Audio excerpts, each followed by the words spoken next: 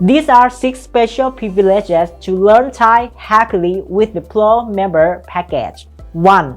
You can learn the Thai language with the full transcript. The transcript includes Thai vocabularies, example Thai sentences, translation, and transliteration. 2. You can take an online quiz per episode to check how much you understand the lesson. I will explain the answers clearly to you guys in a video is made for only Pro members. 3. You can enjoy increasing over 100 Thai vocabularies per month with flashcards. 4. You can improve your memory of Thai vocabulary with online activity per episode. 5. You can practice your Thai handwriting skill with a handwriting practice PDF per episode.